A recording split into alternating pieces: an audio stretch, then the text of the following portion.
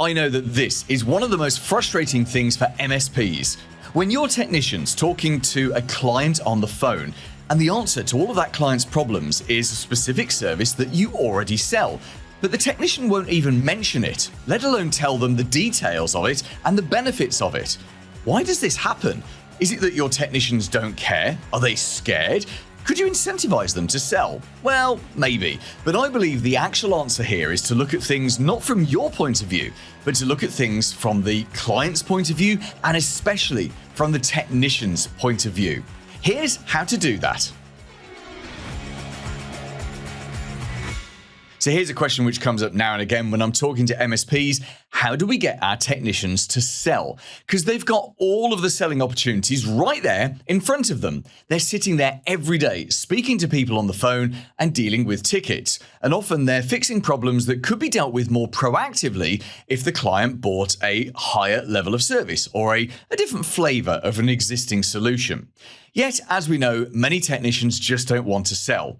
I know there's always the odd one who's very good at selling and just gets on with it. But how do you motivate the majority who hate selling? How do you motivate them to actually sell? Well, I believe that we're coming at this from the wrong point of view. As the owners of the business, we all want more monthly recurring revenue, right? Because this is the lifeblood of any MSP business. And so that becomes the thing that we're focused on generating when dealing with existing clients. But from the technician's point of view, they're not really interested in helping you to grow your monthly recurring revenue. Many of your staff look at you and the clothes you wear and the car you drive and the house you live in, and they already believe that you're rich enough. I know that sounds crazy, but that might be how some of your staff really do think, because all they see is the rewards. They don't see the years of risk, the hard work, and all of the sleepless nights. They don't see the amount of business-related debt that you carry and the personal guarantees that you might be burdened with. And they don't even see that for every pound or dollar that comes into the business, only a small proportion of that actually reaches your pocket. So you need to stop looking at this from your point of view and instead try to reposition it from one of two other different points of view. The first being your client's point of view.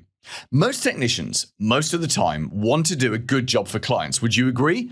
They want to stop them from having problems. They want to fix their issues. And they want their clients to be happy and to say, "Thanks so much for that. You did a great job." Because we are driven as people to seek that kind of feedback. If your technician can recommend something to a client that makes their life easier, then they're much more likely to do this, especially when they can start to understand that, unlike consumers, business decision makers don't have to make all decisions based on cost alone. So you owe it to your technicians to do some kind of weekly training with them, perhaps just getting them together as a group for Pizza Tuesdays to teach them about a specific service that you're offering and what symptoms to look out for. In fact, if you did this every single Tuesday for the next year, that alone would help your technicians to sell more, because they'll learn how to spot more symptoms of more problems, and they'll learn how to understand that there is a solution ready for those problems. The other way to position it is from the tech's point of view, to answer the question of what's in this for me. Whether we like it or not, some people do operate in a selfish manner. It may not seem that way on the outside, but in the inside, they're asking themselves at some kind of level, what's in this for me? Why should I do that for you? So perhaps the right thing to do is to offer your technicians a little slice of the pie, if they can contribute to the business in a way that helps the clients. The client gets help, the business gets extra revenue, and they get a top up to their Xbox fund. Everyone wins. So you could put in place a very simple scheme, such as they get 10% of anything that they sell. If it's a one-off project, they get 10% of the revenue.